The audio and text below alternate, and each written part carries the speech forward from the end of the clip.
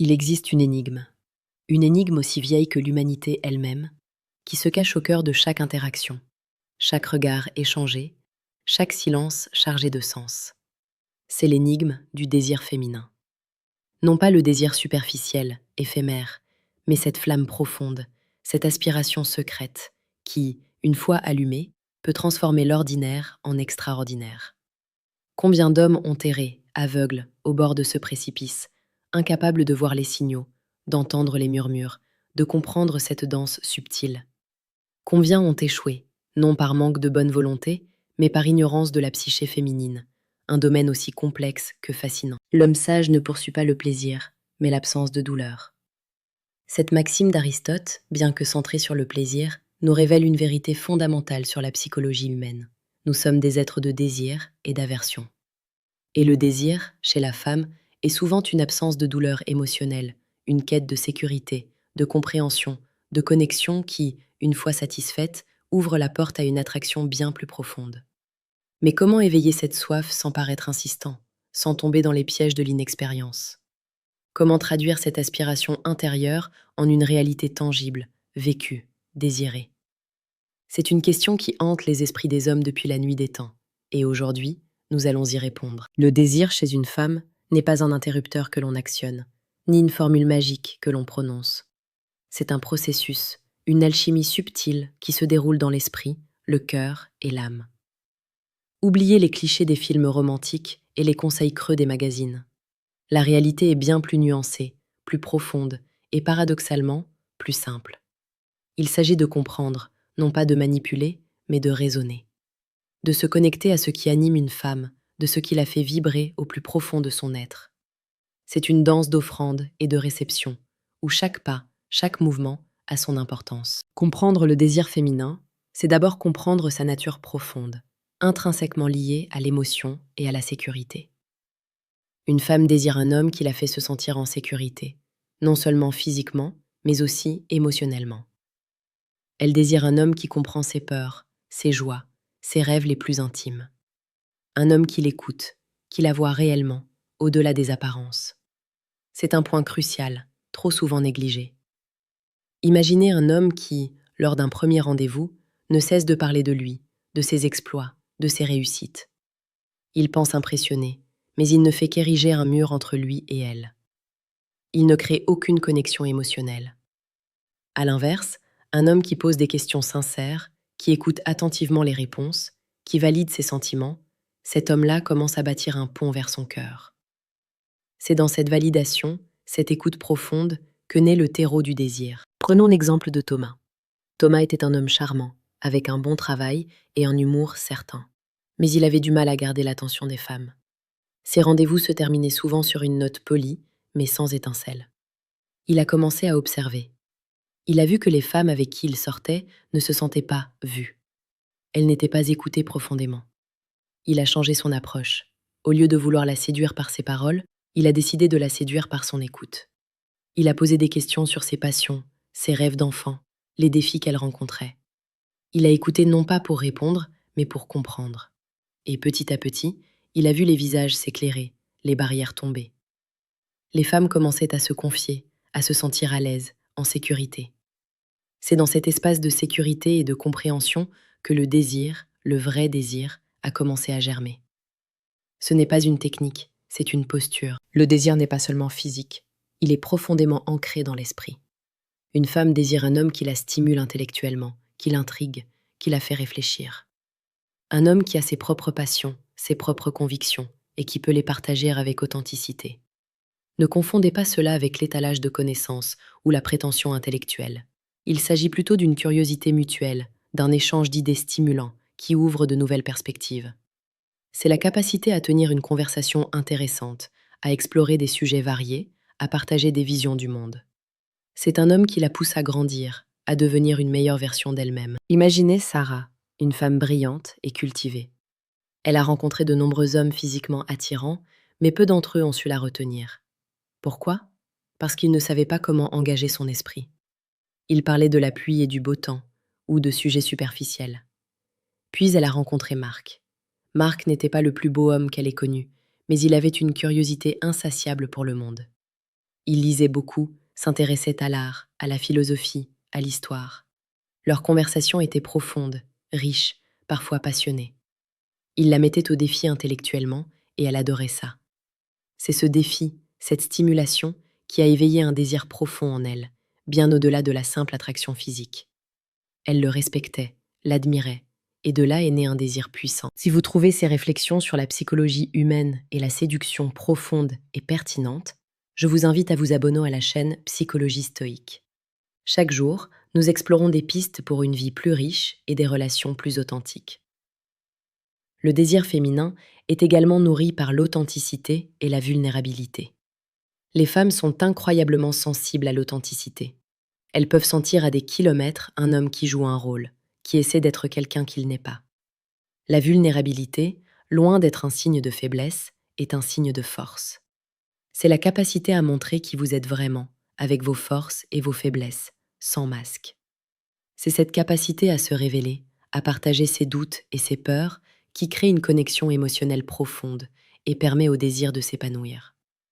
Un homme qui ose être vulnérable montre qu'il est en phase avec lui-même, qu'il est confiant, et cela est incroyablement attirant. Prenons le cas de Julie. Julie était attirée par les hommes forts et confiants, mais elle avait remarqué qu'ils étaient souvent inaccessibles émotionnellement. Elle se sentait seule, même en leur présence. Puis elle a rencontré David.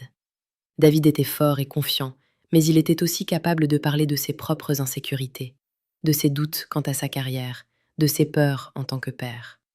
Il ne se cachait pas derrière une façade de perfection. Au contraire, il partageait ses vulnérabilités avec elle. Pas de manière larmoyante, mais avec sincérité et courage. Julie a été profondément touchée. Elle a ressenti une connexion instantanée avec lui. Son authenticité et sa capacité à être vulnérable ont éveillé un désir intense en elle. Un désir de le soutenir, de le comprendre, de partager sa vie. Le désir s'exprime aussi dans l'action, dans la façon dont un homme se positionne et interagit. Un homme désirable est un homme qui prend les devants, qui est proactif, qui a un objectif. Cela ne signifie pas être agressif ou dominateur, mais plutôt montrer une direction, une intention claire. Les femmes sont souvent attirées par les hommes qui savent ce qu'ils veulent et qui agissent en conséquence. Cela crée un sentiment de leadership, de fiabilité, d'un homme sur lequel on peut compter. C'est la capacité à planifier un rendez-vous intéressant, à prendre une décision, à proposer une expérience. C'est cette initiative qui donne le sentiment d'être entre de bonnes mains et qui peut être incroyablement attirante. Considérez l'exemple de Léa. Léa en avait assez des hommes indécis qui la laissaient toujours choisir le restaurant, l'activité, le film. Elle avait l'impression de tout porter sur ses épaules. Puis, elle a rencontré Nicolas. Nicolas planifiait leur rendez-vous à l'avance, avec des idées originales et bien pensées. Il ne lui demandait pas « Qu'est-ce que tu veux faire ?», mais plutôt « J'ai pensé à ça, qu'en dis-tu ?» Il prenait les devants, non pas pour la contrôler, mais pour lui offrir une expérience, pour lui montrer qu'il s'investissait. Cette initiative a été un puissant facteur d'attraction pour Léa. Elle se sentait choyée, respectée, et cela a éveillé un désir profond en elle pour cet homme qui savait où il allait et qui l'incluait dans ses projets. Parlons maintenant de l'importance du toucher, du contact physique.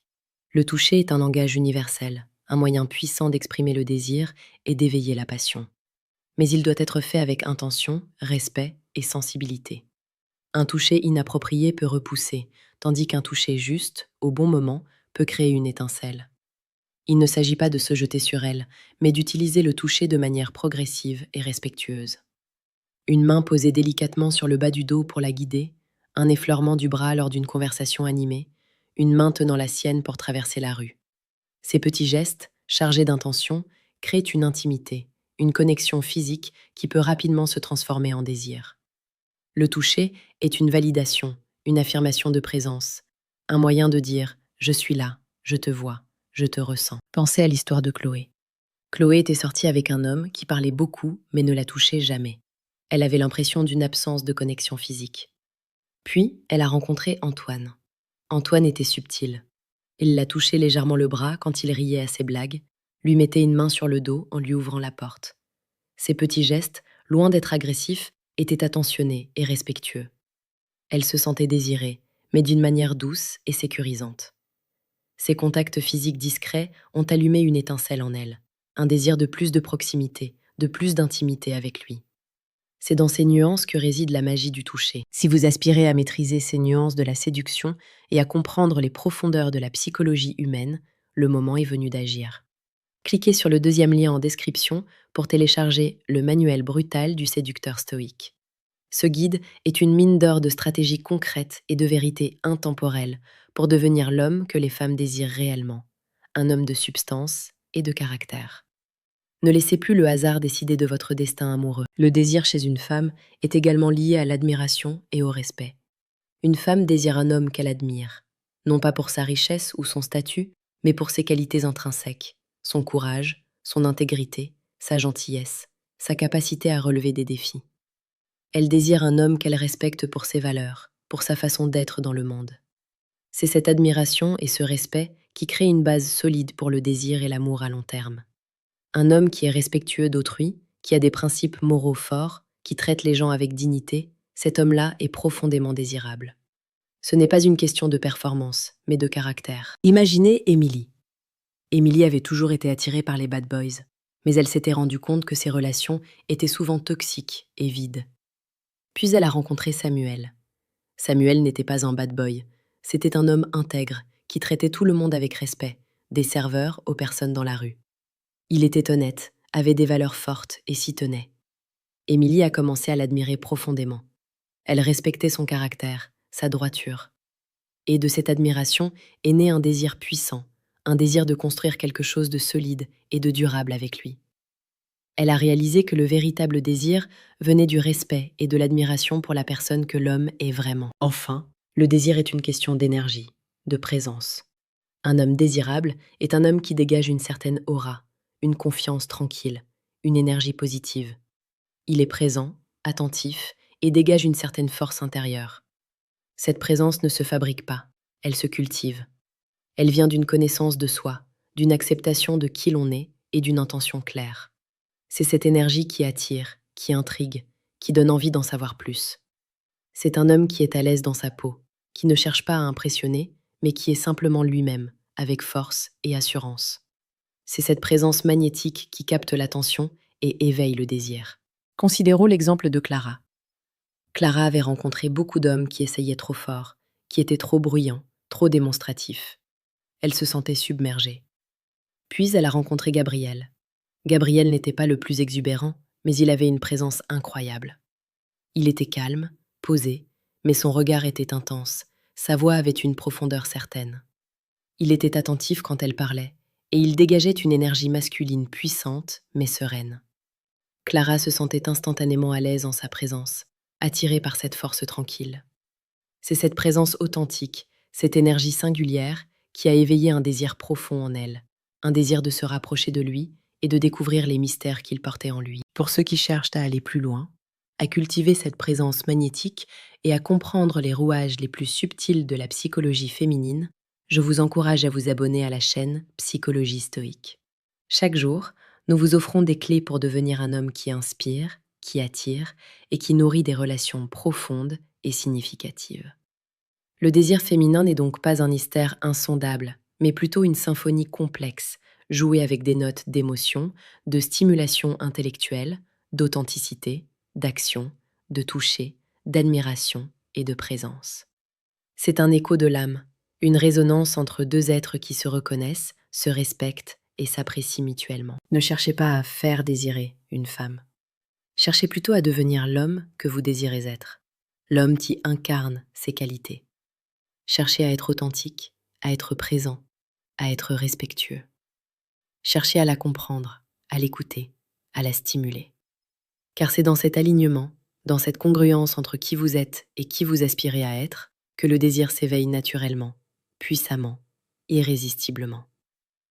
Le chemin vers l'expression du désir chez une femme n'est pas une quête de techniques superficielles, mais une aventure intérieure, une transformation de soi. C'est la découverte que le pouvoir de l'attraction réside non pas dans ce que vous avez, mais dans ce que vous êtes. C'est la réalisation que le véritable magnétisme vient d'une force tranquille, d'une authenticité inébranlable et d'une capacité à se connecter à l'autre au plus profond de son être. Ne sous-estimez jamais le pouvoir de votre intention, de votre présence, de votre intégrité. Car c'est dans ces qualités intemporelles que réside la clé non seulement du désir, mais aussi de l'amour durable, de la connexion profonde, de la relation épanouie. Devenez l'homme que vous êtes destiné à être, et le désir, comme une fleur sauvage, éclora naturellement sur votre chemin. Le désir ne se mendie pas, il se mérite. Il ne se force pas, il se cultive. Il ne se murmure pas, il se vit. C'est une invitation à la grandeur, à la profondeur, à l'authenticité. C'est un appel à devenir un homme de substance, un homme qui, par sa simple présence, éveille non seulement le désir, mais aussi le respect, l'admiration et l'amour. Alors, quel homme choisirez-vous d'être? L'homme qui passe inaperçu ou l'homme qui, par son être même, allume une flamme dans le cœur de celle qu'il désire? La réponse, comme toujours, réside en vous. N'oubliez pas, le chemin de la séduction est un chemin de développement personnel. Chaque jour est une opportunité de grandir, d'apprendre, de devenir une meilleure version de vous-même.